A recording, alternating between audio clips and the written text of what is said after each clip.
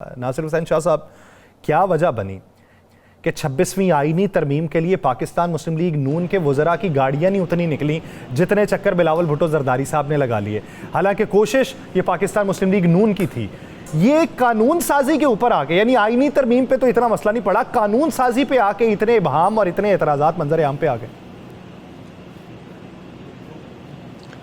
बिस्मिल्लाहिर्रहमानिर्रहीम, अल्लाहुम्मा सल्ली अला मुहम्मद व आले मुहम्मद। देखिए, एक चीज़ की वजाहत बहुत ज़रूरी है कि PMLN से कोई ऐसा वो नहीं है जो हम कोलेशन में कह लें, या जिस तरह आप कह रहे हैं कि हम इत्तेहादी हैं, कि बड़ा खुशी का हमारा वो है और हम लोग कोई साथ ही, जिस तरह आपने खुद कहा कि हम एक दूसरे के रहे हैं, राइवल रही है हमारी पॉलिटिकली। और फिर अब भी PDM की गवर्नमेंट के बाद भी जब इलेक्शन हुए तो हमारे तो खिलाफ आके इन्होंने यहाँ इत्तेहाद बनाया, जिसमें PMLN भी थी, JUIF भी, MQM भी, GDA भी, और भी बहुत सारे इकट्ठे कर लिए इन्होंने। और जब इलेक्शन का रिजल्ट आया तो उसमें जो आज़ाद अरकान थे जिनकी तादाद ज़्यादा थी, तो पाकिस्तान पीपल्स पार्टी ने तो उन्हें कहा था पार्लियामेंट की बेहतरी की वजह से, जमहूरियत की वजह से, कि जी चले आप गवर्नमेंट बनाएं, हम गैर मशरूत गवर्नमेंट की फॉर्मेशन में आपकी मदद करते हैं। लेकिन वो तो उनकी जो भी सोच थी। उसके बाद PMLN ने आए और उन्होंने कहा कि हमें गवर्नमेंट बनाने में सपोर्ट की जाए। तो पार्लियामेंट की वजह से, जमहूरियत की वजह से पीपल्स पार्टी ने ये कड़वा घूंट पिया। कोई हमने खुशी से उनके साथ नहीं गए थे। लेकिन अगर अब पीपल्स पार्टी उनकी गवर्नमेंट की फॉर्मेशन में सपोर्ट ना करती तो क्या होता? नए इलेक्शन की तरफ जाया जाता। तो क्या इलेक्शन मुमकिन थे कि 60 दिन, 90 दिन या 9 साल फिर इंतजार करना पड़ता हमें? तो हमने तो जमहूरियत की वजह से, पार्लियामेंट की वजह से उन्हें सपोर्ट की। और अल्हम्दुलिल्लाह पाकिस्तान पीपल्स पार्टी की इस वक्त असेंबलियों में, चारों असेंबलियों में नुमाइंदगी है, प्रोविंशियल असेंबली हो या जो नेशनल असेंबली है। चारों सूबों से हमारे लोग इलेक्टेड हैं, कहीं कम कहीं ज्यादा। इस वक्त हमारी गवर्नमेंट 2 प्रोविंसेस में है। सिंध में तो हमारे पास बिल्कुल ही अक्सरियत है, और फिर बलूचिस्तान में भी गवर्नमेंट है।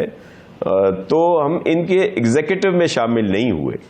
और ये जो आईनी तरमीम थी, वो तो जिस बात को हमने अप्रूव करवाया, आईनी जो अमेंडमेंट्स पास हुई, वो चीजें थी जो हमारे मंशूर में थी, जो हमारा इलेक्शन का मंशूर था उसमें मौजूद थी, आईनी बेंचेस और दीगर चीजें। और जो उसमें बहुत सारी वो चीजें थी जो मिसाग जमहूरियत में भी थी। बाकी ये भी क्रेडिट चेयरमैन बिलावल भुट्टो जरदारी साहब को जाता है, जो सबसे कम उम्र चेयरमैन है जितनी दीगर पॉलिटिकल पार्टीज की अगर आप बात कर लें, कि उनकी बसीरत की वजह से ये मुमकिन हुआ कि सब ने इस बात को माना। और बल्कि आपको याद होगा कि PTI ने भी इन अमेंडमेंट्स की, जो बाद में मुशावरत के बाद सामने आई, उन्होंने कहा था मौलाना फजल रहमान साहब के घर के बाहर, जब उन दोनों की प्रेस कॉन्फ्रेंस हुई थी, मौलाना साहब की और बैरिस्टर गौहर साहब की, कि इन अमेंडमेंट पर हमें कोई एतराज नहीं, लेकिन तरीकेकार पर, और ये हम अपना हक रखते हैं कि हम वोट नहीं देंगे। तो अमेंडमेंट्स तो तब चेयरमैन की वजह से ये पास हुई थी। तो इसमें तो कोई, हम इसी वजह से बहुत भागे भागे फिर रहे थे। हर बार में भी चेयरमैन साहब जाते थे, खिताब करते थे, मुश्किल सवालों के जवाब को फेस करते थे और जवाब देते थे मुश्किल सवालों के, क्योंकि हमारा ओपन था, हमारा दिल साफ था। और हम तो अपनी बात पे थे कि जी ये आईनी बनेंगे बेंचेस, जिसके लिए हमें क्रिटिसिज्म का सामना भी करना पड़ा और बहुत सारी बातें सुनने को आई। हम तो सिर्फ यही कहते हैं कि वो जो वैसे अदालती निज़ाम जिसके लिए बहुत कुछ कहा जाता है, क्या उससे सब ठीक हो गया था और सब मजलूमों को ये दाद रसी हो रही थी? अभी ये आईनी बेंचेस बने हैं, नई ये जो चीजें आ रही है, देखें क्या होता है, बेहतरी आती है, पता चल जाएगा कुछ अरसे में। शाह साहब, क्या आप देख रहे हैं बिलावल भुट्टो साहब का गिला शिकवा आपके सामने आ गया? मुस्लिम लीग नून जो है उसकी तरफ से भी बहुत सी चीजें सामने आना शुरू हो गई हैं। तो आप देख रहे हैं कि क्या मुस्लिम लीग नून जो है वो पीपल्स पार्टी के गिले शिकवे दूर कर देगी? और राणा साहब, तानू सारे ही पते ने आपको सब पता है कि क्या क्या इश्यूज हैं, क्या चीजें हैं।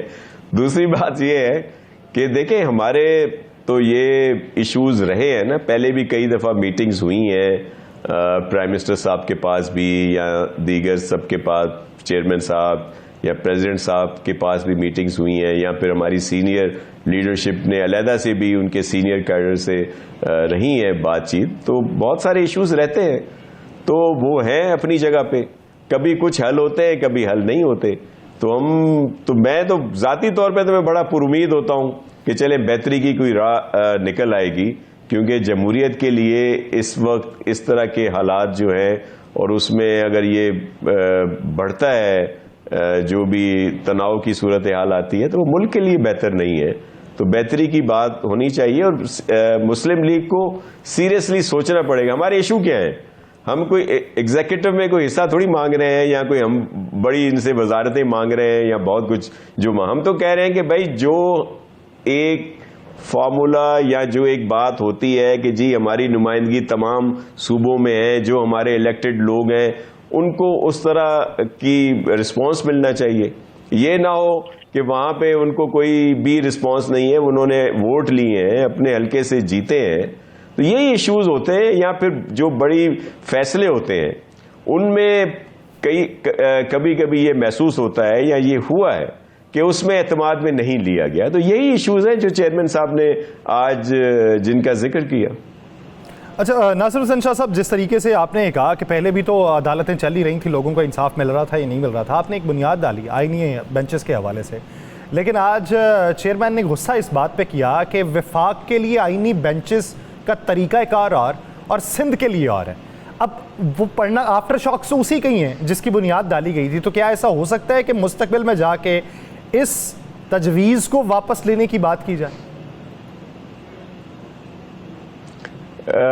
उन्होंने जो बात की है वो किसी और पैराए में की है। देखिए आज उन्होंने नुमाइंदगी में बराबरी ना होने पे एतराज उठाया ना। जी मैं आपको सिर्फ ये अर्ज करूं कि आज उनकी जो बातचीत थी, वो जो बिलावल हाउस में एक मीडिया सेल है वहाँ का उनका विजिट था, और वहाँ पे कुछ सहाफ़ी वैसे ही डेली की जैसे होता है आते हैं कुछ सहाफ़ी थे। आपने देखा कि ना कोई प्रॉपर प्रेस कॉन्फ्रेंस थी, ना कोई प्रॉपर ब्रीफिंग थी, ना ही तमाम मुख्तलिफ सहाफ़ी हजरात मौजूद होते थे आज, जो वैसे अमूमन चेयरमैन साहब की किसी भी बातचीत में होते हैं। ये तो कुछ वैसे ही वहाँ बैठे थे, उन्होंने सवाल पूछने शुरू किए तो चेयरमैन साहब ने उनके जवाबात उनको दिए, उनको रिस्पॉन्स किया। तो ये इश्यूज जरूर हैं अपनी जगह पे। देखें हम तो जो हमारी क्या बात थी कि चारों सूबों की नुमाइंदगी होनी चाहिए, सूबों को भी ये हक हासिल हो, जो भी कोर्ट्स हैं। हमने सिर्फ सिंध की बात तो नहीं करते ना, हम तो चारों सूबों की बात करते हैं। और इसमें जहां पे कोई अगर कोई कमी पेशी रहती है तो जाहिर है चेयरमैन साहब उसकी हाईलाइट करेंगे इस बात को। तो ये इश्यूज हैं अपनी जगह पे, और मुल्क की बेहतरी के लिए, मुल्क के वसीतर मफाद के लिए अल्लाह करेगा कि सूरत हाल बेहतर होगी। नहीं तो CEC जो है वो नवंबर के एंड या दिसंबर की फर्स्ट वीक में कॉल की जाएगी, और फिर जो सबका कलेक्टिव जो विजडम होती है या जो सबका फैसला होगा फिर जाहिर है उसी पे अमल होगा।